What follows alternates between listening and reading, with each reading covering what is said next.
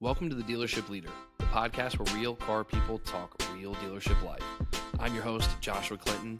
I sit down with top performers, managers, and friends from around the industry to share unfiltered stories, hard-won lessons, and practical insights you can use to lead from the front. Let's dive in.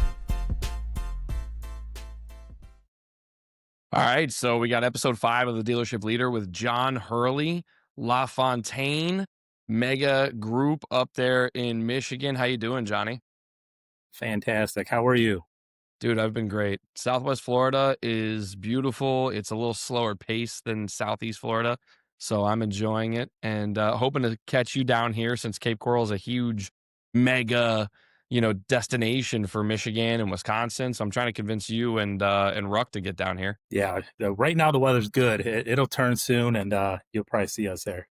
Yeah, that's October and November is when everybody just heads down here and we get this big rush for season. So I'm excited for it. I got to experience it last year. I showed up last year, October 4th, and 2 days later had a hurricane hit. So that was fun.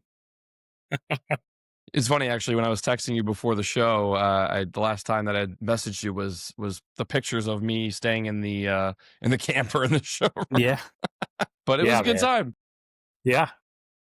As long as you miss the hurricane season, you only come for the tourist season, you'll be fine.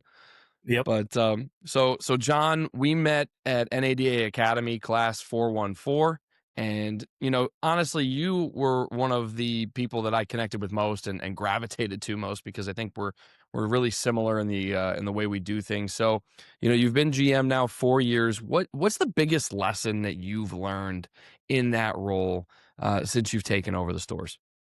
Well, unfortunately, with me, thing I know where I'm good at is I messed it up once. So as long as you can have some thick skin and be willing to learn and grind, you're just going to keep getting better. And that's all I try to do is I try to get better every single day. I learn every day. I'm willing to learn every day. I do learn, and it's as long as you can handle that, I mean, the rest is history. Truer words were never spoken, right? Like we learn something new every single day. And like, give me the most recent thing that you can remember where you're like, I just learned this. Man, service comes to mind. Well, being a variable guy, being a variable guy through and through, sometimes you forget where that part of the building is and, how important it is. And service is never going away. New cars, God forbid it ever happens. Industries can shut down, but service never will. Just remembering how important the fixed side of the operations are. I go back there, I learn something every single time. Especially today. Yeah. Right. Yeah. I mean, there's the cars have never been more complex. I feel like we've never seen cars in our service drives more often. And it's never been more important to profitability. Right. It just continues to. I think the service side has seen an escalation in the inflation that we've seen nationally, like bar none, more than anywhere else in the dealership, and that makes the opportunity huge. And just the production out of them, out of your techs, your advisors, just going back there and saying hi, seeing how they're doing, it means a lot to them. Somebody could be down and just you taking 10 minutes or 5 minutes and talking to them. I mean, it just goes a long way. Yeah, absolutely. Back, to the academy experience, the eye-opening thing for me was service facility capacity, I should say. I feel like when you do that exercise for the first time, you realize just how big that opportunity is. Like, okay, you have 44 bays times 40 hours times, 52 weeks in a year, and the numbers are staggering. And you look and you realize, wow, like I'm nowhere near where I could be or should be. What was the biggest eye-opening part or experience of NADA for you specifically? I'll start with the service side, just what you said. So when I went to NADA, I think I had 5 techs that had 2 and 3 hoists apiece. And there was just a lot of opportunity that we were missing. So we shortened that a little bit and got more productive. So that was a big one. How did that conversation go when you told a tech that you were going to take a bay from them? They trusted. I thankfully I had the rapport with them, and that when I did talk to them and why it was most beneficial for the store, they were okay with it. Ultimately, it wasn't easy, but But had I just been anybody just walking in there and telling what I was doing, it probably would have been a lot worse. It's you're probably better than me at that because I've had that conversation before. And for me, when it comes down to it, sometimes I'm a little too analytical, even though I'm a pretty personal Mm-hmm. guy, where I'm like, all right, well, you can have two Mm-hmm. bays as long as you produce 80 hours a week. You know what I mean? Mm-hmm. Like you can have three Yep. bays as long as you produce 120 hours a week. And I'm almost so matter of fact that it's detrimental sometimes. Yeah. So you probably did that better than I would. Yeah. Like I said, thank God I had the rapport I did with them. As far as NAD as a whole, I went in there and I felt like I was prepared. I felt like I knew what NAD was going to be. I felt like I was going to go in there. There's going to be a lot of schoolwork, classroom work, and I was just blown away. I thought I was decent at my job until I met, people like you, Ruck, Flat. The list goes on. I'm Yeah. probably missing a lot, you could really tell the people that had the passion because our conversations did not stop in that classroom. They went all night long, That was just and a conversation starter. oh yeah, oh yeah. So there's a lot of things I'd learned just sitting there, even at lunchtime. Like we'd go break out for lunch and you'd sit there and we just talk shop. And you could tell the people that were passionate, and those are the people I gravitated to. And obviously you were one of them. So no, I took a lot home, just simple stuff. Some things you forget. Like you maybe got you to the dance and then you forgot. Yep. Just a refresher. And then there's other things that really come to light that I feel like there's a lot of aha moments throughout the Mm-hmm. academy. For instance, one of the things that you talked a lot about coming into this was, team building and culture and how they can overcome talent.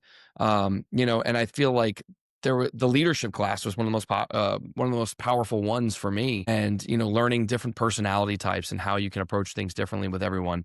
So, explain to me a little bit about, an example of how the right culture could carry your team further than just raw skill and talent. Right. I think everybody's worked with those. Well, I'm gonna call, lack of better terms, we'll call them a shooter, right? And they're generally really good at their job, but they're really selfish, and it's generally doesn't get the most production out of everybody else.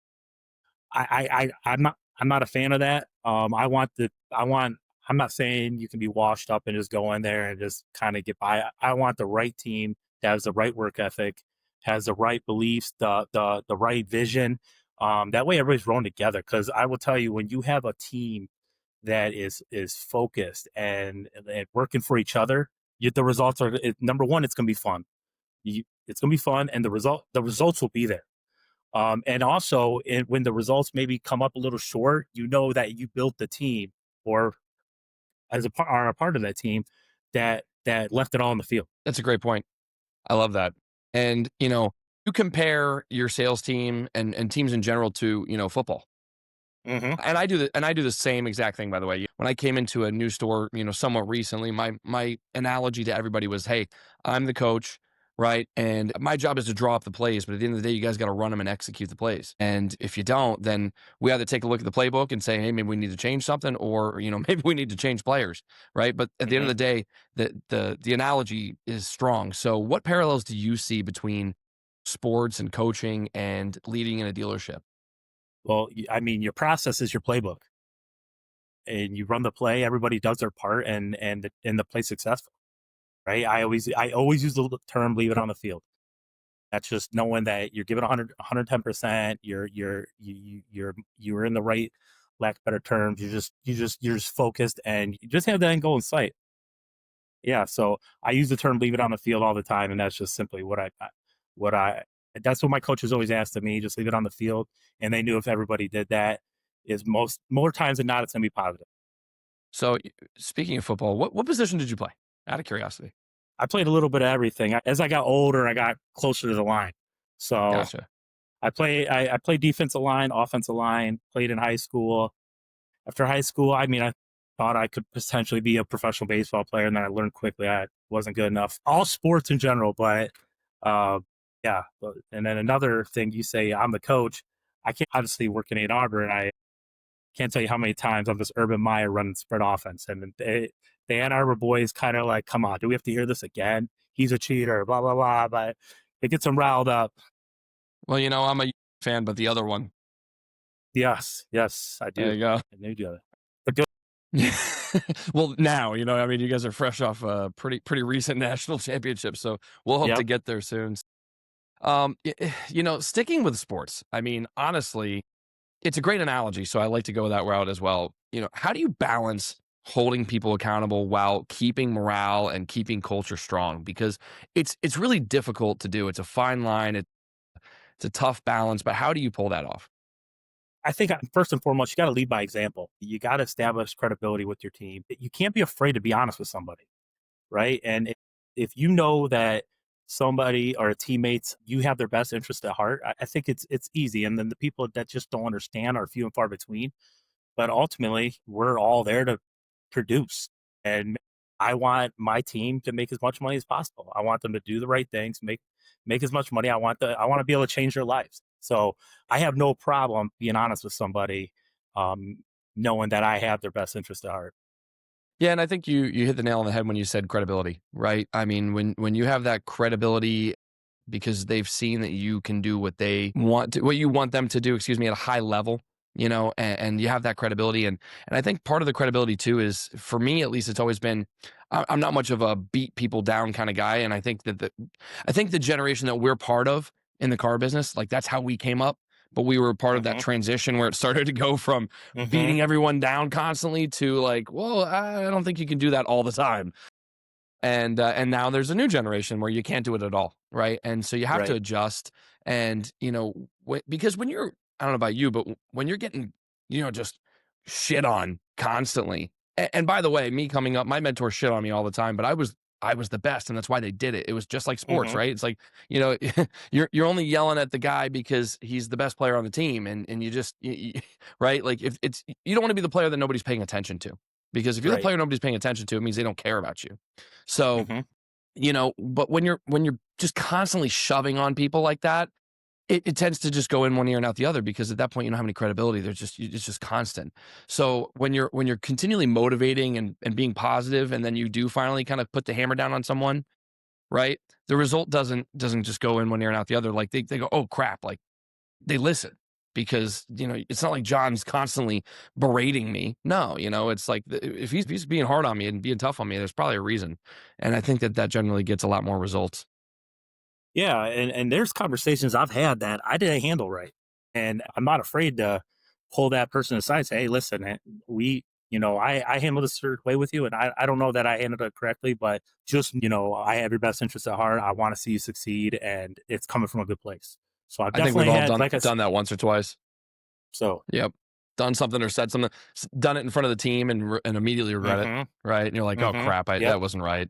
Yeah, that's one that I learned early in my career, being a young manager. That's like one of the first mistakes I think a lot of us make, is like, oh no, I'm Yeah. half this guy's age, and I just belittled him in front of the staff. Like, that's not the right way to handle that or go about it. So, That you're absolutely that's right.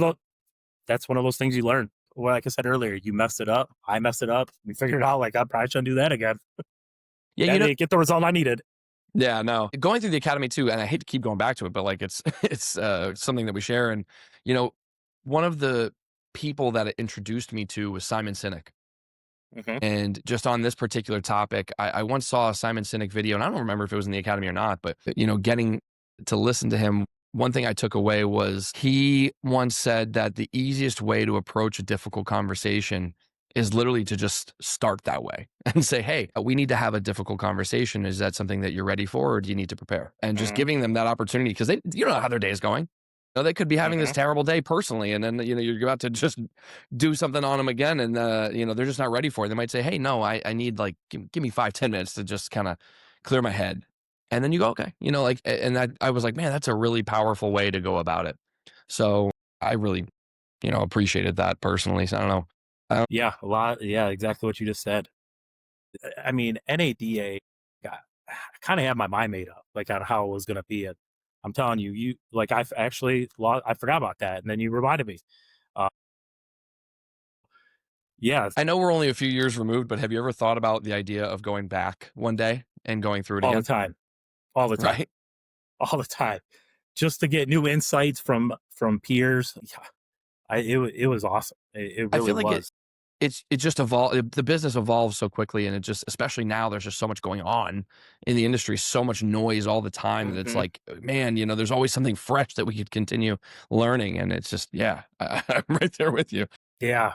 It's always changing. It's always changing, and new ideas come up. And I was sitting next to the Alabama boys. Yeah. Their goal was, hey, come back with an idea, right? And then so we're bouncing it, and then they actually gave me ideas. I'm like, I'll take this one back. So it's just the power of the room, man.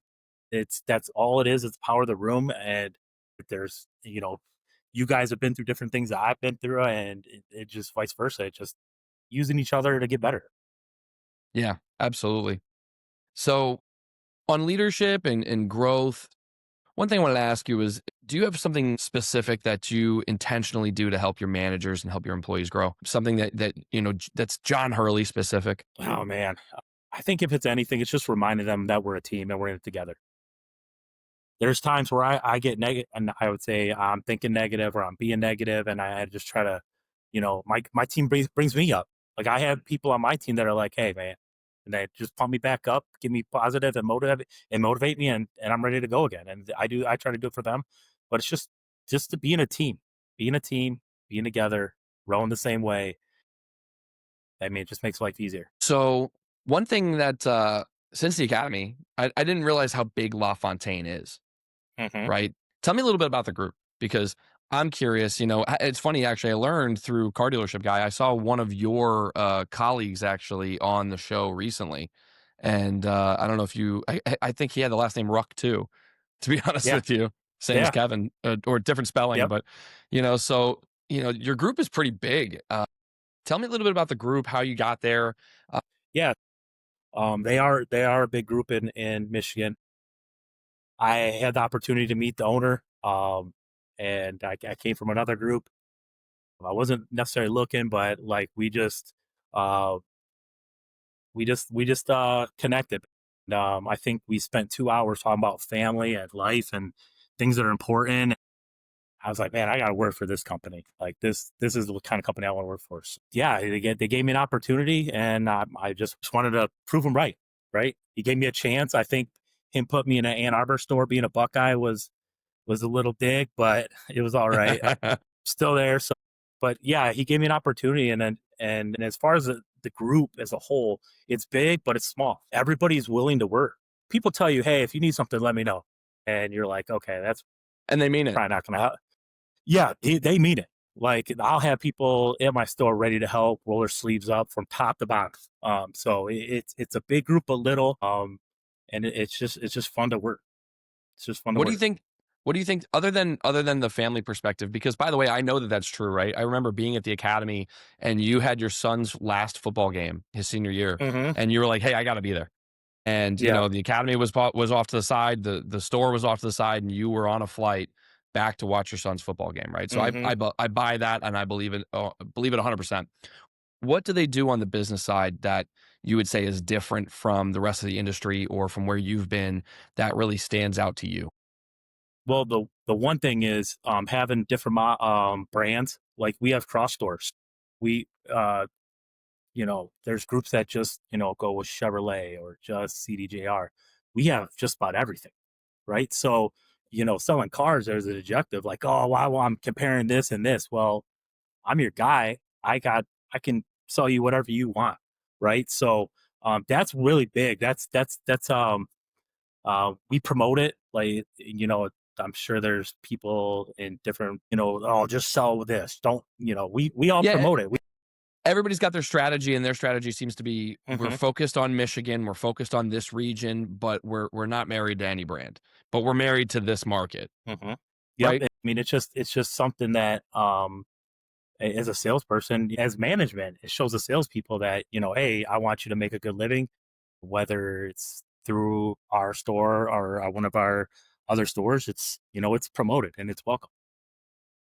Can any salesperson sell anything out of any rooftop? Yeah.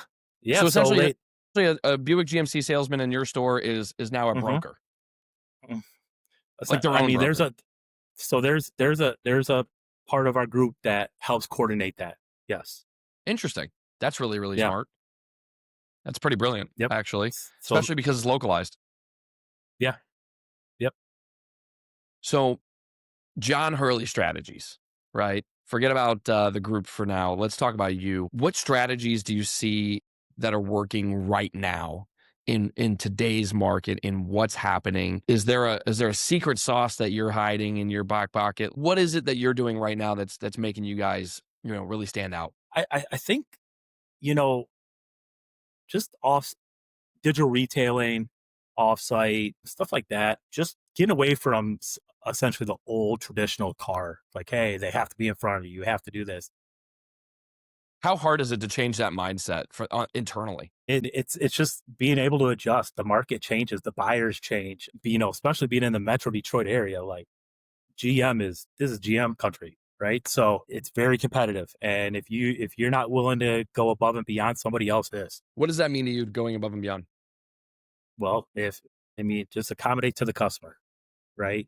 Do what you got to do to earn that customer for life. I got you. So digital retailing is something you're seeing more of, or pushing, or is it something that the customers are asking for? Tell me a little bit about how you guys are going about that. It's just different from what we were born and bred on, right? So it's just able to capitalize those customers.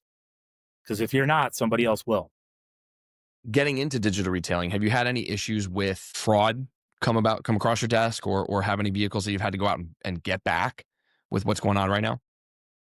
Unfortunately, yes, yes. Okay. So there, like I said, there's processes in place. We just gotta be disciplined and make sure we're doing it. How do you feel like you're defending against that today? Like, is there anything that you're doing specifically, or is there anything that you think you could be doing? Tell me a little bit about that side of it, because I feel like that's a lot of people's fear today too, with digital retailing and really getting into it. Yeah, I mean, I try to get my team to go literally above and beyond when investigating it. And usually if it's out of state or something like that, really do your homework, look it up. I mean, we've had companies that are trying to buy cars, and usually when it's too good to be when it's too good to be true, it usually is. And we're pulling documents like, wait a minute, this company was just started a couple days ago, something's wrong. Just simple things like that. Just do your homework, investigate, and do the things that keep us compliant. Speaking on process, when it comes to out of state, or when it comes to those potentially fraudulent deals, do you have, like, for instance, we use Maverick. I don't know if you've heard of Hmm. Maverick. So MavSign, they're, even though we are completely digital, and we could do an e-packet completely online, remote signing, we choose not to for those transactions. We'll send a notary through MavSign. They'll do everything face to face with the person, and that's when you'll find the breakdown, right, in a fraudulent deal. Is there anything like that that you're doing that you can prevent those things from happening? Is that something that's Yeah, available? that's something I want to look into because I do not know much about that. Hmm. MavSign's awesome. Yeah, you can, for a couple $100 a deal. You FedEx Hmm. them the deal jacket. They'll hire a notary in that location. They'll contact the customer, schedule a signing, and they'll sign it right there with them and return it back No to you. kidding. And yeah, and you have no liability whatsoever. Yeah, ultimately, I mean, we went away from doing out of state deals, period, especially when inventory was down, because they weren't calling us for our terrains. They were calling us for, The our G wagon. Yukon X. Yeah, right. So we really kind of avoided it. And now, even now, the only people that sign off on out of state deals are myself and my GSMs. So yeah, I'm not the biggest fan of them, but like I understand, like I said, if you don't do it, somebody else will. So talking about, like, out of state deals, and they're only coming to buy your special units. You actually mentioned that you stopped selling out of state. I guess, why am I coming back to this? I don't know. I'm gravitating to it. What was the methodology behind saying, like, we're just not going to deal with this anymore? Was it to Well, prevent fraud, or was it to higher retention? Like, what was the idea? exactly what you said, retention. I wasn't willing to lose customers in my backyard for a customer that I'm not going to get their service work. They're probably not coming back, right? So I wanted to make sure I had the inventory I needed for all my customers in my backyard. But that's changed a little bit now with the way that the market's changed. Yeah, I mean, if there's enough inventory to go around, then we explore that, and it's got to make Take sense. it, So, yeah, take it down. yep. How are you approaching inventory management today? With day supply creeping up, and especially with Buick, right? Like, a lot of your Hmm. vehicles are built in China. I mean, how have you guys been impacted by tariffs? How are you going about you know, everything when it comes to inventory management now. Yeah, I'll tell you this, it's something you have to keep a focus on at all times. As soon as you let up a little bit, it's out. It seems like it's out of hand. No, we're trying to get as much as we can. We're the right inventory, and we're trying to turn it. That's really what it comes down to. But you got to focus on as far as age units. Like this. You can't get away from the focus on that. Your market, if I'm not mistaken, it's a big lease market. Hmm. Is Buick still kind of being really aggressive on the lease side, or has they pulled back at all since the tariff has impacted inventory? No, it's the Buick GMC line. They're both extremely aggressive. Everybody knows somebody that's an employee at GM around here. It seems like, definitely a big lease market. Where do you see the biggest opportunities to adapt to what's shifting? And what's shifting is subjective. It's totally up to you. But what do you see that, and I think we already got into like digital retailing and the customer experience on that side. So maybe what else? You know, I'll say I probably had a different answer before I listened to one of your other podcasts and AI. So that really opened up my eyes, and I think it's definitely here to stay. It's something I always use for descriptions, but I think that going even more so, I think it's going to play a big game, and whether you're willing to adapt or you're not. Yeah, I couldn't agree more. It's out there, man. And it is going Hmm. to change the way we do business. And the only question is how and when. Hmm. So, I used a previous example, like, but I'll give it to you. I have one that came to mind recently, which was like parts counterman. You know, Hmm. is the death of the counterman going to come about? Because, you know, at some point, there's I just see that position as a middleman between the tech and where the stock is located, right? At some point, AI is going to determine what is turning, what needs to be ordered, where it is, bring it to, I feel like there's just something there that is going to impact that department. Other than thinking outside of the BDC, Hmm. do you see anything else in the store that could be impacted in a positive way, not necessarily negative, but like that could impact, how we do business and who we employ? Yeah, the BDC is obviously the big one. Offhand, I don't know, but I do know it's going to play a part in this It's game, and coming. if you're either ahead of it or you're not. It's coming, and you're like I said, you're either ahead of it or you're not. Yeah, the capability is changing like daily. I mean, I feel like Hmm. every day I log into ChatGPT or I look on social media and I see something new and I'm like, what is happening? Like the Hmm. capability is it's like I'll have a thought about I wonder if it could do this. And then I feel like the next week it's like, oh, it can do this. And I'm like, I just love that, And I'm just Hmm. wondering like what could be next. Like the thought I had recently was there's always the AI has existed for a while when it comes to like transit photos, right? Hmm. But what about like, how detailed and granular can that get is it already at the point where we can replace physical photos with AI, video walkarounds? Is this there or is it not there? And if it is there, who's done it?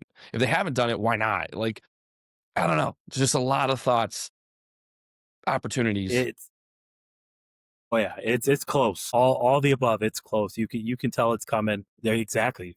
Pit photos, walkarounds. It's already there. Customer interaction. So it's just about everything. It's like I said. You just got to stay ahead of it because it's almost like scary, right? It's mind blowing.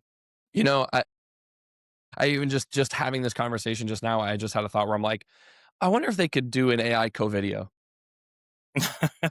Seriously, where like the co-video could like you could say, hey, this is the stock number, and it could take all of the photos, and it could take the walk around video, the 360 video, and then insert salesman, where they go, hey, this Hmm. is John over at LaFontaine. Let me show you this car, and then it could just merge all of that together and present a co-video to a customer without anybody actually doing it. I guarantee you that technology is available, just nobody's done it yet.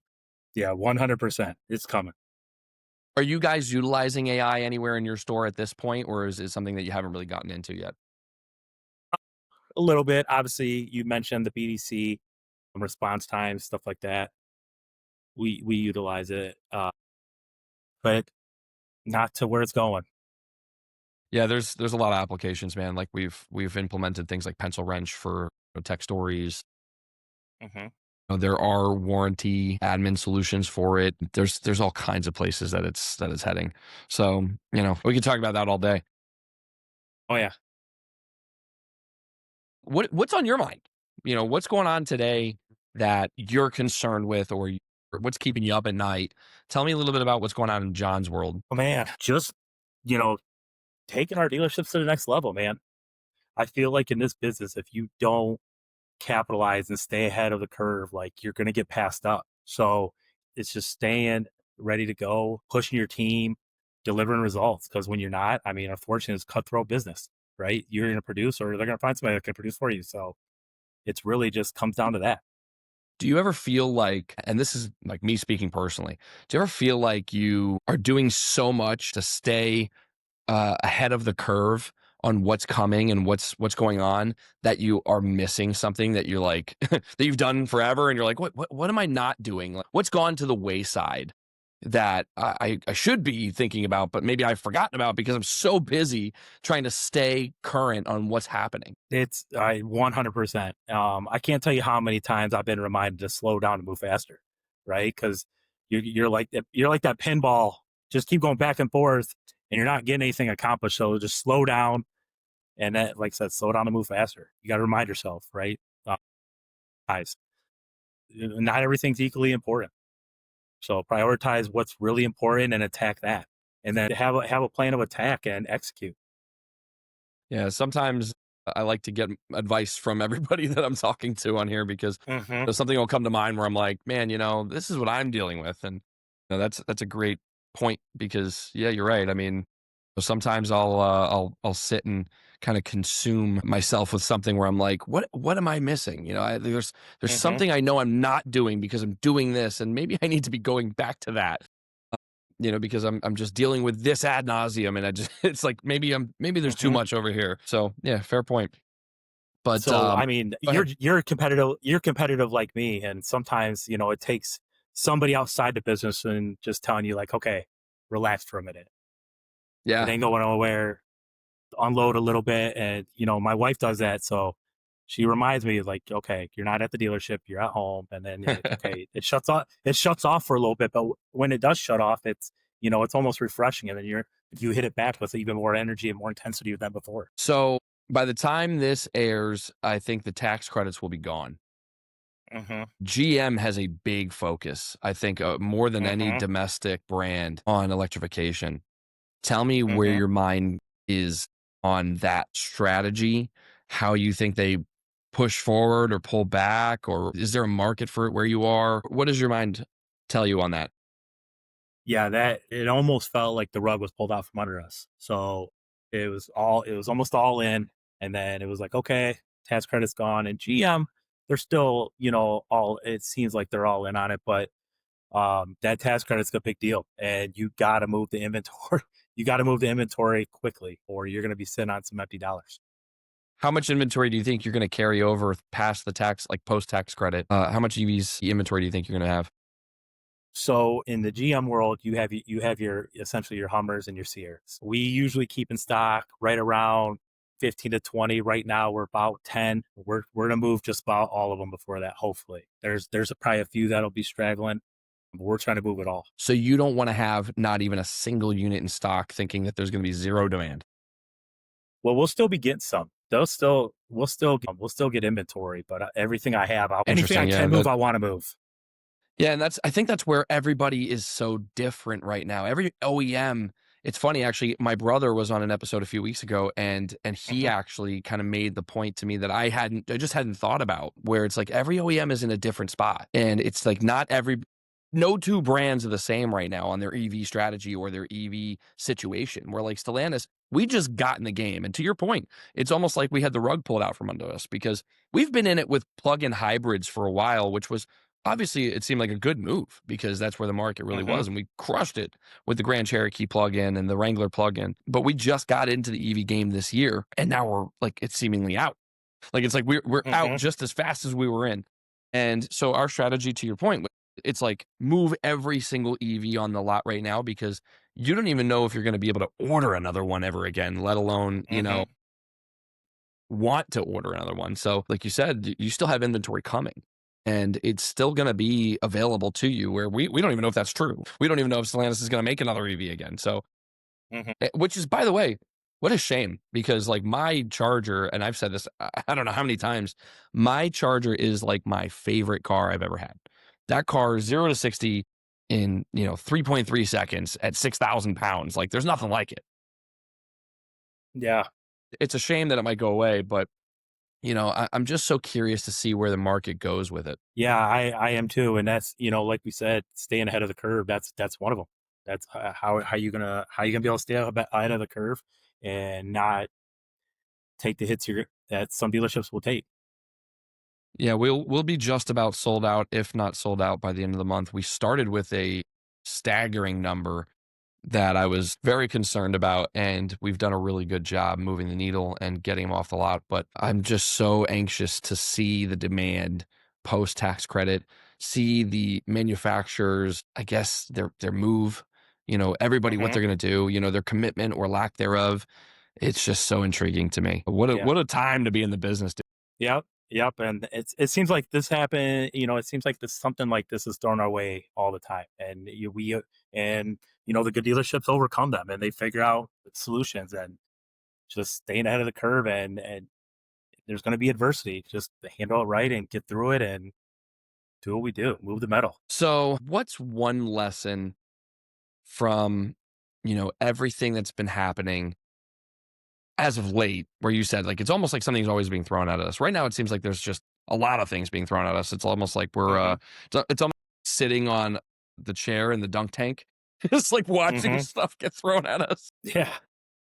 But, so I'm used to something now and then, but like not constantly. What's something that you've learned, like a lesson recently where you're like, I need to remember this. I need to make sure that I apply this later. Coming off of COVID was a big one, right? It got so easy to sell cars, and most salespeople only saw that, right? So, I there's going to be adversities. There's going to be challenges in our way, and you can't lose what got you to the dance, right? So, I'll use a sports reference. Every team that struggles, the coach says back to the fundamentals, right? So, we're going to go through another COVID situation, not necessarily COVID, but something that's going to devastate or change our industry. And don't forget what got you to the dance. Fundamentals. Don't get lazy. It's not always gonna be this easy and it's not always gonna be this hard. And just do the fundamentals. They're gonna help everybody succeed. Yeah, I interviewed Evan, who was also one of our classmates briefly, Yeah. and was my GSM for the better part of a year and a half. And Hmm. he said something that struck me that I was like, it's one of those things that you learned it and then you forgot it. And he was like, we're back to value selling and Hmm. not just, you send somebody out on a pencil and then you wait for them to walk back and you just keep negotiating. He said, I'm getting the team back to, talking about fuel economy and the gas mileage they're going to Hmm. save and the safety ratings and how this vehicle is going to, help their family. And I'm like, oh, yeah. Yeah. I remember being a Yeah. salesperson and sitting down with a customer and going over the difference between the 30 mile per gallon car they're going to buy and the 15 mile per gallon car they're trading in. You know what I mean? It's like going back to those fundamentals and remembering that you and I may have had the good fortune of learning those things, but Hmm. a lot of the salespeople that are on our floors right now, they might not have ever even been taught that, let alone go back to it. So Hmm. fair point. Uh, John Hurley, my dude. Man, this is awesome. Are you going to go to NADA this year? Are we going to party or what? Probably not. Come on, why not? They don't.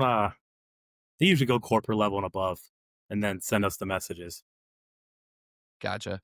Yeah, honestly, I take vacation time for it just because I'm like, I just want to go. So, Hmm. and I will say, actually, last year was my first year ever going specifically because I think because I went to the academy and Yeah. I was like, you know what? Hopefully, I'll see some of the faces there. But honestly, a lot about what we've talked about is the reason why I wanted to go because there is so much change and it's happening so rapidly that I felt the need to go and educate myself on what am I missing or what is out there that I don't know about. And I think I did a lot, accomplished that, seeing some of the tools and seeing some of the things that, you're like, oh, wow, somebody did this, or, oh, wow, I can actually get into that. It was pretty eye opening for me, but, I had never been, and it was really fun. So I'm excited to go back, especially because it's not Yeah, in New Orleans and I might get snowed out. yeah, I could see you being in heaven there. That's your cup of tea for sure. I don't know about heaven, but it was fun. It was good. It was a good time, and met some people. Like I had done Russ Flips Whips podcast about a Hmm. year and a half ago, and so I got to meet Russ. That was cool. Got to meet Yossi before doing Hmm. CDG, and yeah, it was just putting faces to the names that you get to talk to and kind of meet through the business. Has been cool. I love, dude. I want the class to come back and hang out. That's all. That's all I really want. I think Vegas will be the place to do it, but Yeah, we'll thank see if God we anybody have wants our to take me chat, up. man. Our chat that we still utilize is great, right? So I never expected to get out of NADA what I got out of. Like I just did it, and It just is, the camaraderie, the friendships, man. It's incredible. yeah, it's really powerful, and I love that we don't even necessarily talk business constantly. It's like Flat's on Hmm. vacation, and he's like, "Hey, what's up?" And we're talking football, but it is cool because when we do need to bounce something off of one another, we're there. And there Yeah. is such an eclectic group of people and knowledge in that group that, like, yeah, I mean, you said it, the power of the room, right? I mean, Hmm. and I'll give you an example, like, for me, of how it was. This is like an NADA commercial. They should pay us for this. All right.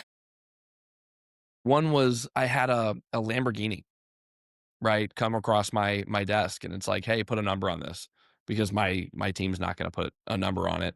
And I'm like, "I'm not putting a number on it either," you know? So I call up, I call somebody in the group, and I'm like, "Hey, Serge, what's Hmm. going on, man? And help me out with a number on this." And I call up Eddie Jones, and I'm like, "Hey, Eddie, what are you seeing with Hmm. this?" Because we just happen to have 2 Lambo guys in the group, and they both gave me some Hmm. interesting perspectives and helped me out a bunch. And I'll tell you the truth, I took in that Lamborghini and we sold it the next day. Nice. They gave me some good guidance, not wholesale, we sold it retail. So Yeah. that was a nice little advantage that we had, being able to just pick up the phone and call somebody that we know. Imagine picking up the phone and trying to call a Lamborghini dealership out of the blue and have somebody try and help you. Like, good luck. Yeah. You know? Well, so that I didn't speak on this when we talked about crossover, but that's one big one too.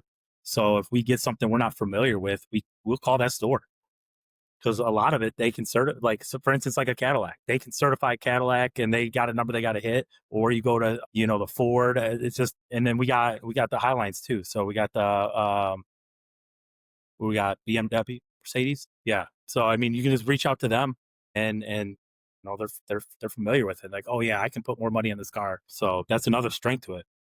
So you'll just call them up, get a buy figure, and will you wholesale it or will you keep it? Kinda Well, not sure. sister store transfer right to them if they have a better opportunity to sell it. People do it for us. If they get a Buick GMC, they'll reach out. Hey man, you want to put a number on this? Here's where I'm at. Okay, you want it? Yes, I want it. Boom, it's yours. Send it tomorrow. Speaking of used cars, you're a And it pretty big helps used it car helps put deals.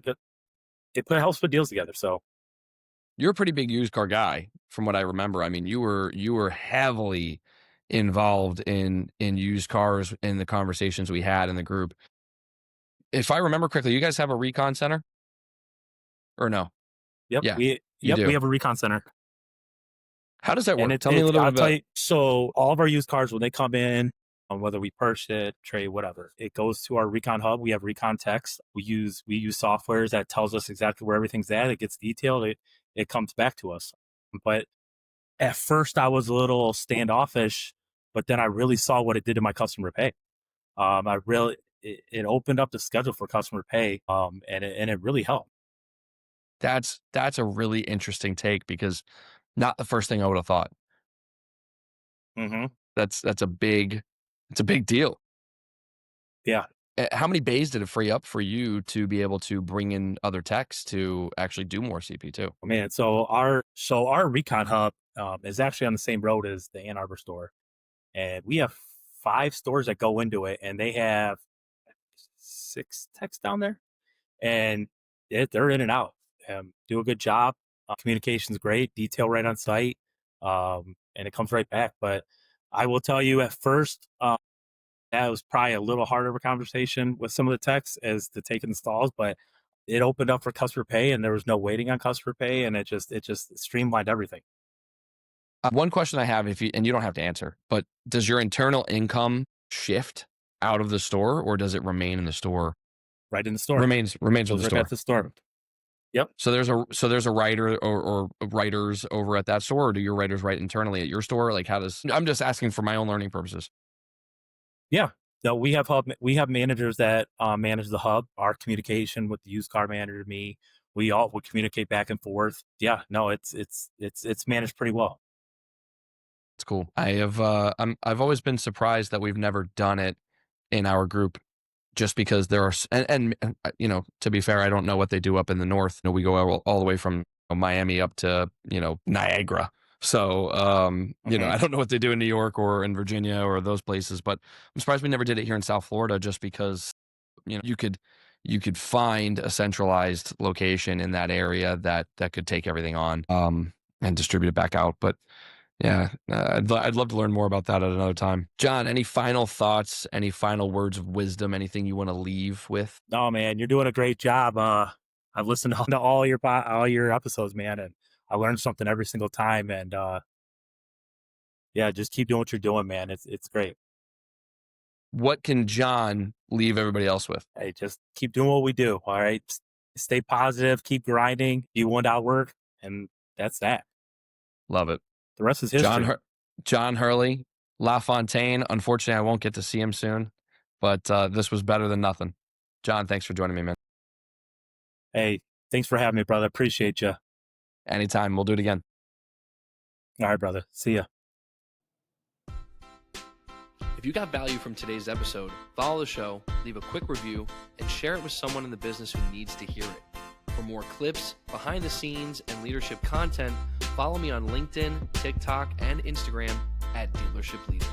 I'm Joshua Clinton, and whether you're selling cars, leading a team, or building a dealership, just remember, lead from the front, keep getting better. See you next time.